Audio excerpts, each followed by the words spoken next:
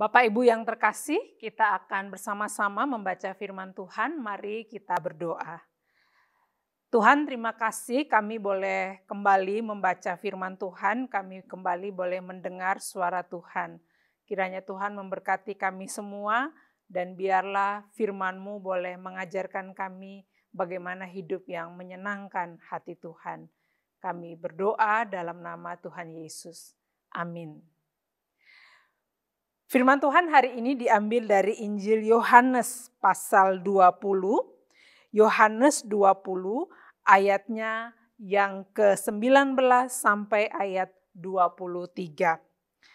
Ketika hari sudah malam pada hari pertama minggu itu, berkumpullah murid-murid Yesus di suatu tempat dengan pintu-pintu yang terkunci karena mereka takut pada orang-orang Yahudi.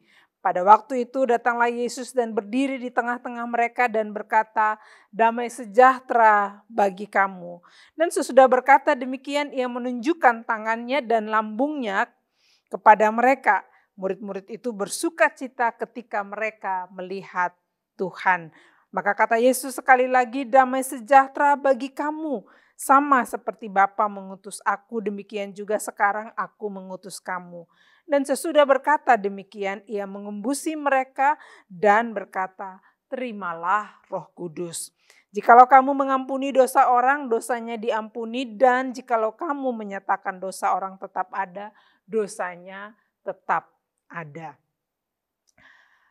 Bapak Ibu yang dikasihi Tuhan, minggu ini kita masih menyebutnya dengan Minggu Paskah.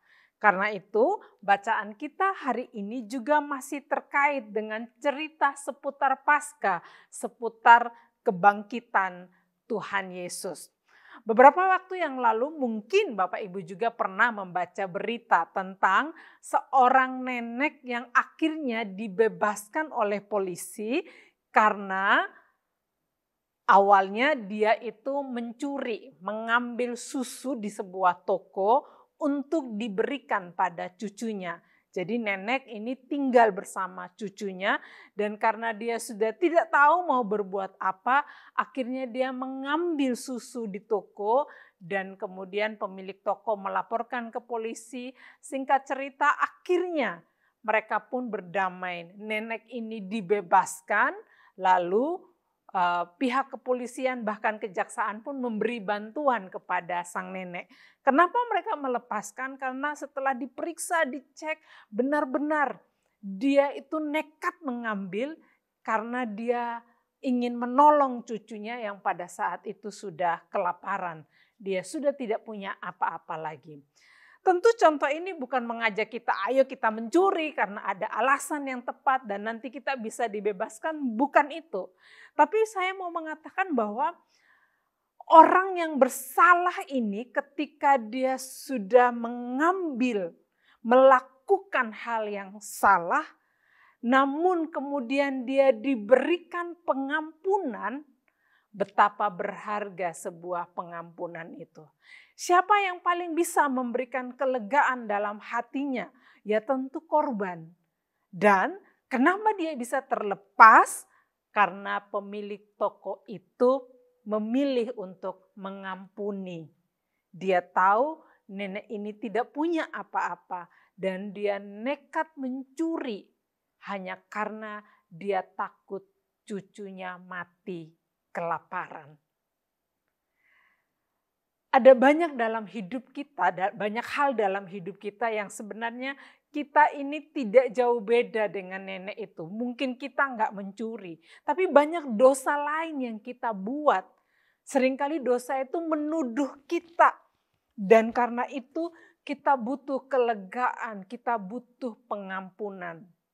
Bacaan kita hari ini menggambarkan tentang bagaimana murid-murid yang terkungkung dalam ruangan. Mereka yang takut, mereka yang cemas, mereka yang mungkin masih trauma dengan pengalaman Jumat Agung. Mereka yang masih khawatir akan hidup dan masa depan mereka. Dan karena itu mereka memilih hidup di dalam ruang-ruang yang tertutup.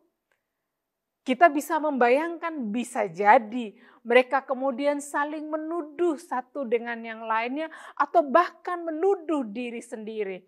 Seandainya kita menolong Yesus, tidak mungkin dia disalib. Mungkin salah satu dari mereka berkata begitu.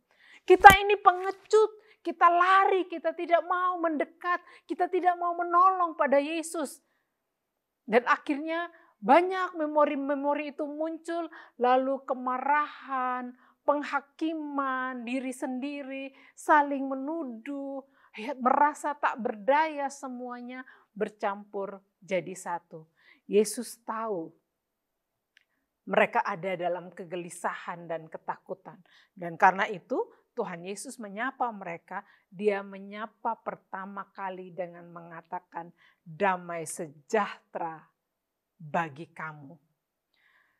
Yesus tahu benar pada saat itu yang mereka butuhkan adalah damai sejahtera.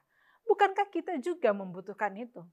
Apapun situasi di sekitar kita, entah senang atau susah, kalau ada damai sejahtera kita kuat, pasti. Apapun yang ada di sekitar kita, kalau kita senang tapi nggak ada damai sejahtera, apapun yang kita raih itu nggak ada artinya. Terasa hampa. Begitu juga kalau kita punya persoalan, kalau nggak ada damai sejahtera di hati, masalah yang mungkin ringan jadi berat. Apalagi yang berat, tambah berat lagi. Damai sejahtera itu seperti penyeimbang dalam hidup kita. Itu seperti hidup kita yang sudah penuh dengan keracunan itu perlu ada yang menetralkan. Supaya kita nggak mati keracunan. Dan obat penetral itu adalah damai sejahtera. Dan Tuhan tahu mereka butuh. Karena itu Yesus 2 kali menyapa dalam waktu yang berdekatan, damai sejahtera bagi kamu. Karena Yesus mengerti mereka butuh penawar racun yang ada dalam hati mereka, yaitu damai sejahtera. Tapi mari kita lihat hidup kita saat ini. Bukankah kita sering kehilangan damai sejahtera? Bukankah kita sudah sering susah mengalami damai sejahtera? Hari ini kita mau belajar dari firman Tuhan. Bagaimana supaya kita bisa merasakan damai sejahtera. Yang pertama kita belajar dari pengalaman-pengalaman para murid ini. Ketika mereka terkungkung di dalam ruangan, memilih untuk mengunci diri karena mereka takut. Bayangan mereka hanya antara masa lalu dan masa depan. Masa lalu pengalaman pahit di Jumat Agung, masa depan ketakutan untuk jika dikejar lagi oleh tentara Romawi. Jadi akhirnya mereka hidup hari ini sudah nggak sejahtera. Karena apa? Bayangan masa lalu yang kelam itu hadir menakutkan dan bayangan masa depan. Kita tidak bisa merasakan damai sejahtera kalau hidup kita itu hanya ada dalam bayangan masa lalu. Bayangan masa lalu itu apa sih? Gak melulu juga hal-hal yang buruk, pengalaman-pengalaman yang pahit. Ada orang susah merasakan damai sejahtera kalau yang dia pikirkan dulu itu enak. Dulu itu lebih menyenangkan, dulu itu lebih senang ketimbang sekarang susah, menderita dan sebagainya. Tak melulu masa lalu yang buruk, tapi masa lalu yang kita anggap sebagai masa yang paling berbahagia pun bisa jadi batu sandungan bagi kita kalau hari ini kita terus merasa hidup kita susah dan hanya enak yang dulu, senang yang dulu. Kita lupa hari ini juga ada berkat Tuhan. Atau hidup hari ini tapi hanya takut akan masa depan. Bagaimana aku nanti? Ketakutan akan masa depan. Bagaimana anak-anakku, bagaimana cucu, bagaimana harta warisan. Wah, kalau sudah mikir yang itu gak karu-karuan, gak akan ada damai sejahtera. Yang paling juga berbahaya adalah hari ini lagi sehat-sehat. Tetapi pikirannya seringkali penuh dengan ketakutan akan masa depan. Takut sakit, takut sendiri, takut sepi. Wah, kalau nanti aku sakit gimana? Lah sekarang lagi sehat kok mikir sakit besok itu. Gimana mau damai sejahtera? Kita bisa merasakan damai sejahtera kalau setiap hari kita putuskan untuk hidup hari ini. Yang lalu, apapun itu, senang atau susah, sudah berlalu. Masa depan kita nggak tahu hari esok apa, tapi hari ini kita tahu Tuhan menjaga kita, hadir dan mau memberi damai sejahtera kepada kita. Yang kedua, Tuhan juga mau mengingatkan pada kita, bagaimana sih kita bisa merasakan damai sejahtera? Temukan makna hidupmu. Ketika Tuhan Yesus mengutus murid-murid, ketika Tuhan Yesus menyapa damai sejahtera bagi kamu, damai sejahtera yang kedua itu bergandengan dengan perutusan. Seperti Bapa mengutus aku, demikianlah aku mengutus kamu.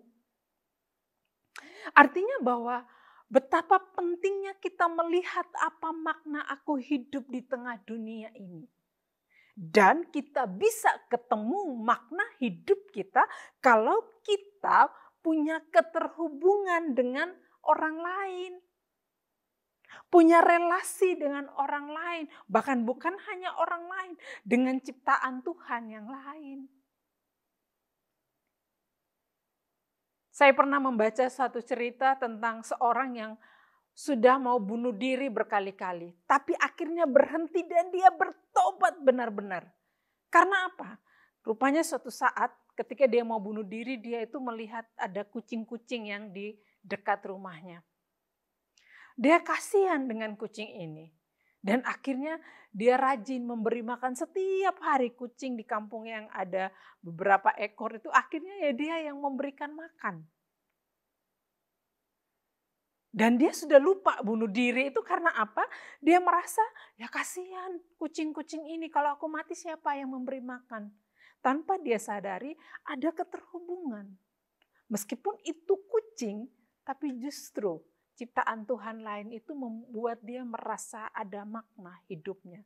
Dia harus memberi hidup, menjaga kehidupan kucing-kucing itu. Menemukan makna hidup. Kita itu tidak bisa hidup sendiri. Kita tidak bisa menikmati segala sesuatu untuk diri kita sendiri.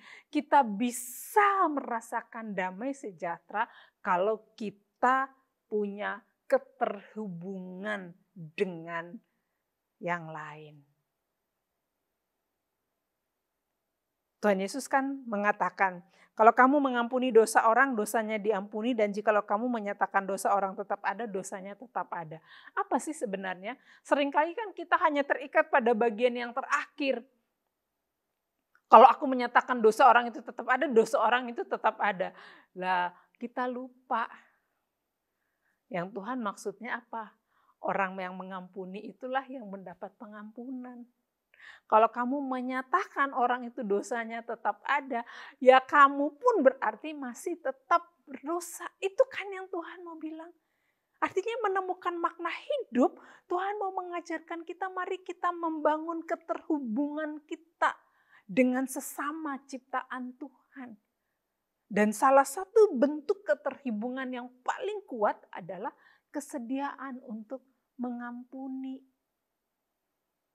Kalau misalnya dalam keluarga nggak ada saling mengampuni, maka percayalah tidak akan terhubung satu dengan yang lain. Secara darah ya bersaudara, tapi apakah terhubung? Sudah enggak. Dan kita sudah enggak ketemu makna hidup kita. Nah Tuhan mau, kalau mau damai sejahtera, temui makna hidupmu. Dan makna hidup itu seringkali lewat kerelaan hati untuk mempunyai keterhubungan, relasi dengan sesama orang-orang yang ada di sekitar kita. Bahkan juga lewat alam semesta ini. Tapi juga kita diingatkan kalau di dalam keterhubungan itu kita belajar untuk mengampuni. Rupanya sumber kebahagiaan itu adalah kalau hati kita itu mau mengampuni. Ada satu cerita yang menarik tentang seorang guru dan seorang murid. Dia bertanya kepada gurunya, "Guru, bagaimana sih untuk mendapat rahmat supaya aku ini tidak menghakimi orang lain?" Lalu gurunya jawab, ya kamu harus berdoa. Dan dia mengatakan lagi, guru saya sudah berdoa tapi kok saya nggak dapat, saya tidak menemukannya. Gurunya menjawab, oh oke, kamu berarti salah berdoa. Bagaimana salah berdoa? Kamu salah tempat berdoa. Memang di mana tempat berdoa yang benar? Lalu gurunya mengatakan, di hati Tuhan. Dia kaget. Apa artinya doa di hati Tuhan? Bagaimana saya bisa tiba di hati Tuhan?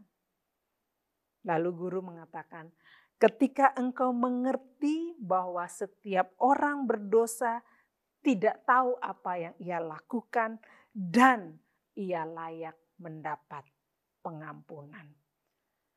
Itu hati Tuhan. Dan kalau kita sudah ada di hati Tuhan, kita mengerti setiap orang yang bersalah, yang berdosa, tidak tahu apa yang ia lakukan, dan ia berhak mendapat pengampunan, maka kita ketemu hati Tuhan, dan disitulah damai sejahtera itu hadir. Biarlah lewat firman Tuhan ini kita kembali belajar, melihat apakah damai sejahtera sudah ada di hatiku atau tidak.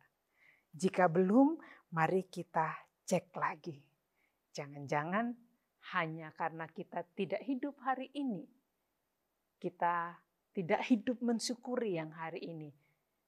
Atau mungkin kita belum mengampuni. Amin. Mari kita berdoa. Tuhan, kami bersyukur untuk firman-Mu. Kami memohon Tuhan, biarlah Engkau memberi kami damai sejahtera. Yang mengajarkan kepada kami bagaimana kami harus hidup. Ada banyak sekali persoalan kami hadapi.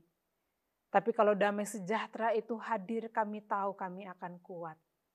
Karena itu berikan kami damai sejahtera Tuhan. Dan biarlah kami juga mengambil langkah yang membuat damai sejahtera itu hadir. Kami belajar hidup hari ini, syukuri hari ini, dan kami terus belajar untuk mengampuni. Terima kasih Tuhan. Curahkan damai sejahtera-Mu dan penuhilah hati kami. Amin.